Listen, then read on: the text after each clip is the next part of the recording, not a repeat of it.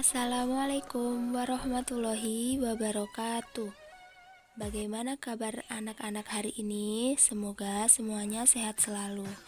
Bertemu lagi dengan Bu Ani dengan SKI Sejarah Kebudayaan Islam.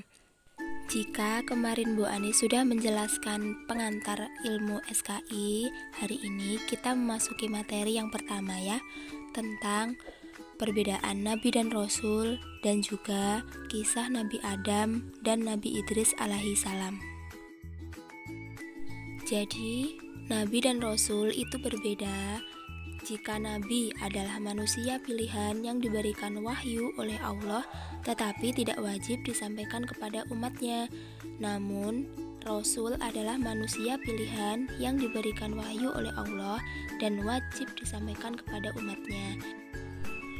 Rasul menyampaikan wahyu kepada umatnya yang berisi 3 ajaran pokok, yaitu yang pertama, iman atau akidah yang artinya kepercayaan bahwa tidak ada Tuhan selain Allah.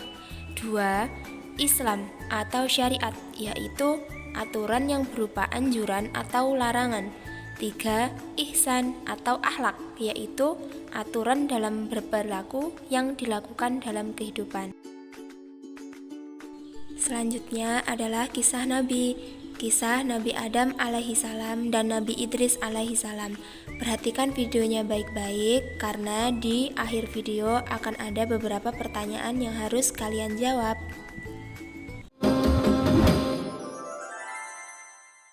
Kisah Nabi Adam alaihi salam.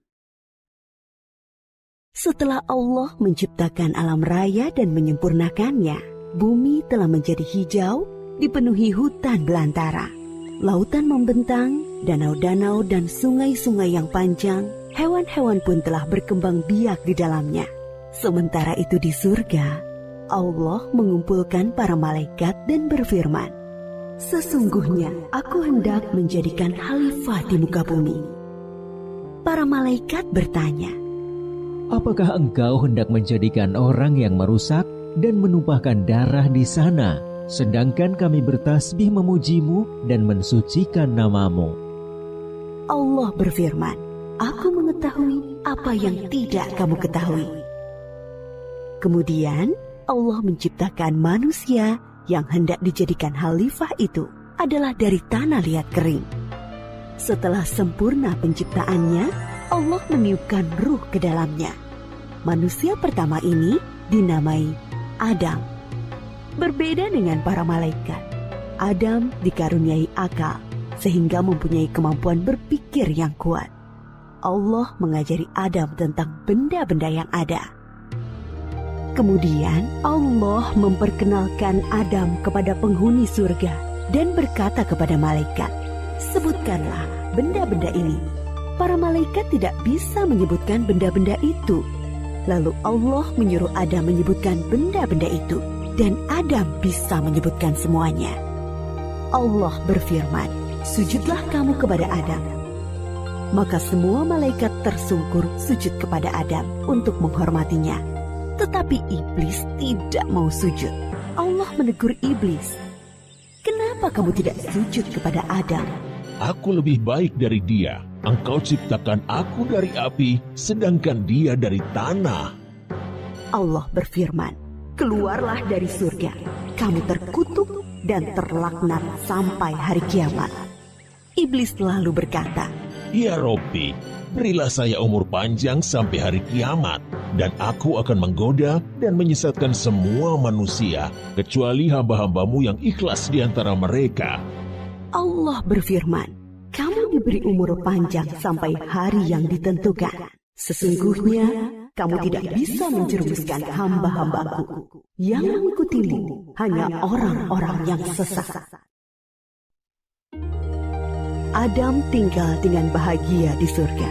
Kemudian Allah menciptakan Hawa, wanita pertama dari tulang rusuk Adam. Semakin bahagia, Adam dan Hawa tinggal di surga. Semua serba ada dan indah luar biasa. Makanan lezat berlimpah, baju beraneka dan indah, istana megah, sangat nyaman untuk tempat tinggal. Mereka bebas berjalan-jalan ke seluruh penjuru surga yang teramat luas dan indah. Allah hanya melarang mereka berdua mendekati sebatang pohon. Adam dan Hawa patuh terhadap larangan itu. Mereka tidak pernah mendekati pohon terlarang itu. Iblis yang mendengarkan larangan itu langsung menyusun rencana. Dia berusaha sekuat tenaga dan menggerakkan segenap pikiran untuk menjerumuskan Adam dan Hawa agar melanggar larangan Allah. Allah yang Maha Tahu memperingatkan Adam dan Hawa. Hai Adam, setan itu adalah musuhmu dan juga musuh istrimu. Berhati-hatilah, jangan sampai dia mencelakakan kalian dan mengeluarkan kalian dari surga. Iblis selalu mencari kesempatan untuk menggoda Adam dan Hawa dengan berbagai cara, halus maupun terang-terangan. Dia berusaha agar mereka berdua melanggar larangan Allah, mendekati pohon terlarang. Iblis berkali-kali membujuk mereka dengan bersumpah bahwa dia hanya menginginkan kebaikan dengan kebahagiaan Adam dan Hawa. Iblis berkata, Pohon kuldi adalah pohon kekekalan. Jika engkau memakan buahnya, maka akan kekal seperti para malaikat di surga. Dia juga berkata akan menunjukkan kepada mereka kerajaan yang kekal. Begitu gigihnya iblis membisikkan rayuan-rayuannya. Akhirnya Adam dan Hawa tergoda untuk memakan buah dari pohon terlarang itu. Begitu mereka mencicipi buah itu, hilanglah baju indah yang mereka kenakan. Mereka sangat malu dan seketika takut kepada Allah. Mereka menutupi tubuh mereka dengan daun-daun surga. Allah menegur mereka, bukankah sudah kularang kalian mendekati pohon itu? Dan bukankah sudah kuperingatkan kalian, setan adalah musuh kalian? Adam dan Hawa sangat menyesal dan ingin agar Allah memaafkan mereka dan memberi rahmat kepada mereka lagi. Kemudian Allah mengajari mereka doa untuk memohon ampunan.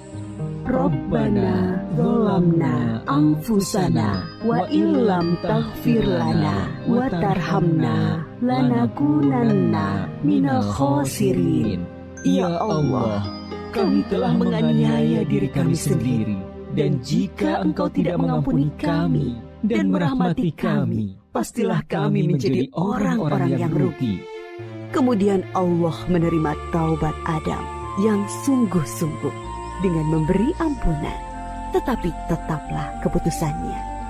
Turunlah kamu semuanya ke bumi, sebagian kalian akan saling bermusuhan.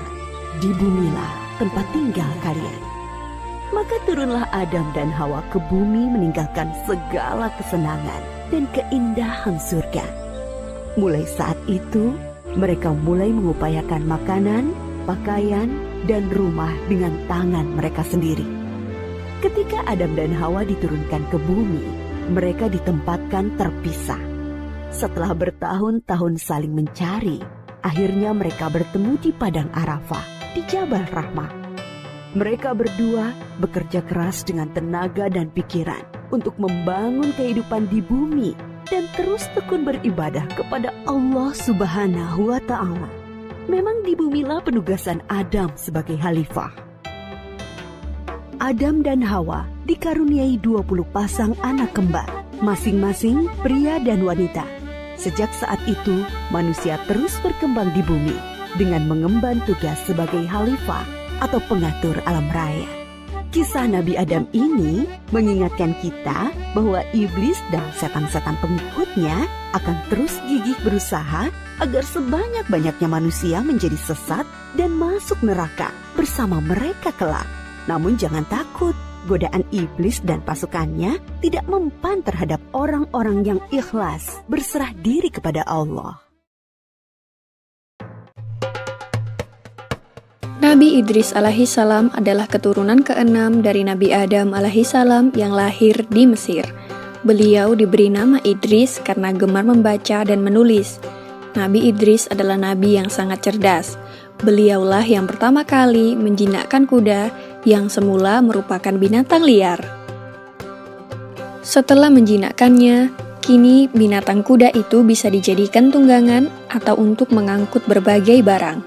Orang-orang yang baru melihat hal ini merasa heran karena Nabi Idris dapat menempuh perjalanan dengan sangat cepat daripada mereka yang masih berjalan kaki. Dengan adanya kendaraan ini, kaum Nabi Idris sangat terbantu dan menjadi semakin makmur. Nabi Idris menjadi orang yang paling disegani dan menjadi seorang panutan. Di dalam Al-Quran, Nabi Idris digolongkan sebagai manusia yang sabar karena beliau tidak mudah putus asa dalam menghadapi tantangan dan rintangan seberat apapun. Nabi Idris merupakan manusia pertama yang mulai menulis dengan pena dan dianugerahi berbagai kepandaian oleh Allah. Di antaranya ilmu alam semesta, ilmu tulis-menulis, dan ilmu berhitung. Beliau pula yang pertama kali menjahit baju, sehingga membuatnya lebih nyaman dipakai daripada baju yang masih terbuat dari daun dan kulit hewan. Selain itu, beliau juga menguasai berbagai macam bahasa. Oleh karena itulah, beliau dapat dengan mudah berkomunikasi dengan manusia lainnya. Beliau juga pandai membangun rumah sederhana yang indah dan nyaman, sehingga banyak orang dari berbagai daerah yang menirunya dan meminta bantuannya. Nabi Idris diberi julukan Asadul Usad yang artinya singa. Kenapa singa? Karena beliau sangat pemberani dan tidak pernah putus asa dalam melaksanakan tugasnya sebagai Nabi dan Rasul. Nah, itu tadi cerita dari Nabi Idris alaihissalam. Anak-anak semua yang Bu Guru sayangi, selanjutnya ada beberapa pertanyaan yang harus kalian jawab. Sampai jumpa minggu depan, selamat mengerjakan. Wassalamualaikum warahmatullahi wabarakatuh.